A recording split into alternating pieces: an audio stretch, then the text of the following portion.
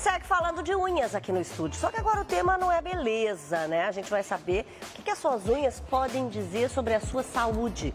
Para falar sobre isso, estou recebendo aqui a dermatologista Márcia Donaducci. Tudo bom, Márcia? Tudo bom, boa Seja tarde, bem-vinda novamente ao programa. Márcia, é verdade isso? Ou seja, as unhas podem mostrar muito da nossa saúde? Sim, unhas, a primeira coisa que a gente pensa realmente que esmalte eu vou colocar, o que combina com a roupa, né? É verdade. Mas na verdade elas revelam muito sobre a nossa saúde, sim. Tá exposta e a gente tem como fazer uma avaliação mais aprofundada se ocorre uma mudança.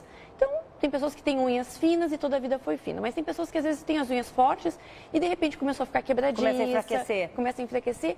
E daí sim merece uma pesquisa, um diagnóstico mais acurado, porque pode sim anemia, hiper ou hipotireoidismo está relacionado com as unhas mais fracas, até alterações de diabetes, alterações pulmonares, alterações cardíacas. É super complexo e vasto esse terreno. Então chega a ser uma até dor. Mostrando aí algumas unhas, ó. Sim. Ali já nesse caso aí um pouco mais, já estão pioradas, né? Sim. O que seria isso, Márcia? Algumas unhas, elas, muitas vezes quando apresentam o disco colo... isso aí é bem importante. Essa mancha escura pode ser um câncer de pele, que é o melanoma. Nossa. Né? Pode ser também um trauma, mas é bem frequente que possa ser avaliado essa questão do câncer de pele, porque ele é inclusive letal. As descolorações podem ser pelo trauma, né? Muitas vezes o sapato de machucar, enfim, tudo mais. Mas também alguns antibióticos podem provocar escurecimento das unhas. Ali, por exemplo, é uma cor meio alaranjada, ó, da unha. Isso. A diabetes mellitus pode provocar cor alaranjada, o cigarro pode provocar cor alaranjada. É ali a gente tem uns risquinhos, ó, nas unhas. E essas linhas que são transversais, também elas representam. Muitas vezes o paciente teve febre, ficou muito doente e isso fica marcado na unha. Mas que coisa, a gente não se liga nisso, né? Não, mas muitas vezes provoca essas ondulações, tipo aquela que a gente está vendo transversais, e fica marcado. A unha, ela cresce em torno de 0,1 milímetro por dia. Então, para a gente ter uma troca completa da unha, leva mais ou menos 6 a 8 meses. Então, ela representa também muito do que foi a saúde do paciente nesse período. Também é importante lembrar dessas linhas transversais, que algumas vezes, no se retirar a cutícula, se empurra muito, aperta muito, que também pode provocar essas linhas. Bom, e a gente viu formatos diferentes de unhas ali naquelas fotos, né? A quadradinha, a mais fininha, enfim. O formato da unha também pode indicar alguma coisa importante? Sim, em especial, unha chamado baqueteamento, que é a unha que parece aquelas baquetas. O dedo é estreitinho com a ponta mais alargada.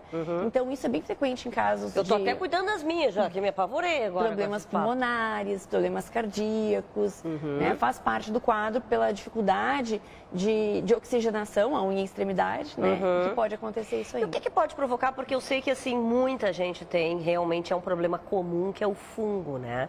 O que pode provocar o fungo? E talvez até uma infecção, muitas vezes, nas unhas. Sim. O fungo ele se caracteriza muitas vezes com um descolamento, né, mais localizado da unha, geralmente não acomete todas as unhas ao mesmo tempo, e é contaminação, é contágio, é contato. Então, nas mulheres, um dos principais fatores é o uso de material de manicure e pedicure contaminado. Então, o ideal que se recomenda é que cada pessoa tenha o seu material, não compartilhe nem com pessoas de casa, minha irmã, minha mãe. Mas nem esterilizado, porque os salões, em princípio, tem que esterilizar, né, o material. Sim, a princípio, esterilizado estaria ok.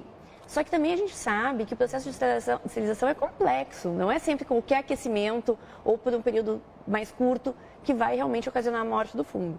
Então, é ideal, ele realmente, assim, minimiza muito isso aí, mas tem que ser bem feito. E lembrar também, assim, na bacia, o ideal é que coloque plástico, as lixas que sejam colocadas fora.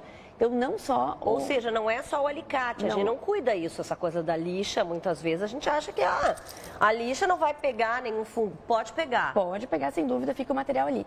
E também, por exemplo, também na praia, andar de pé descalço, cavocar com o pé na areia. Então, enfim, procurar usar chinelo em locais assim, piscina, praia, vai também proteger e minimizar a chance. Tem uma coisa, né, Márcia, que todo mundo fala, pelo menos a mãe da gente sempre fala, unha é muito sujo e tal.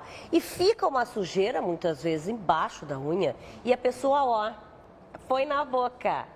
O que isso pode trazer? O hábito de roer unhas é péssimo. Tanto pela contaminação, como comentou, a mãe estava certa, né? Realmente. Mãe e vó estão sempre certas, inclusive. Fica realmente resíduos ali que são mais difíceis de limpar, só com escovinha mesmo. Mas também ocasiona muitas vezes lesão que abre espaço para uma verruga periungual. A verruga ela pode também dar ao redor da unha, quando a pele está machucadinha.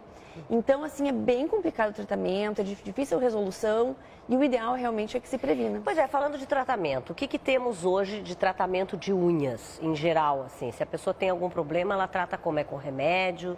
O basal é a gente tentar descobrir a causa principal, né? Então, por exemplo, problema de tireoide, vamos corrigir a tireoide. Anemia, vamos corrigir a anemia. Deficiência nutricional, que é bem comum, a deficiência de biotina, de zinco. Também está cada vez mais frequente uma deficiência de proteína, porque muitas pessoas se tornando vegetarianas. Então, veganas, inclusive, deficiência de B12, também de proteínas. E isso realmente ocasiona a fraqueza nas unhas. Então, o ideal é tratarmos a causa base. Uma vez todo esse processo clínico, questões mais complexas, né, sistêmicas excluídas, pode-se ir para o tratamento local. Então, o que se recomenda? De mulheres, geralmente, a gente faz a unha semanalmente.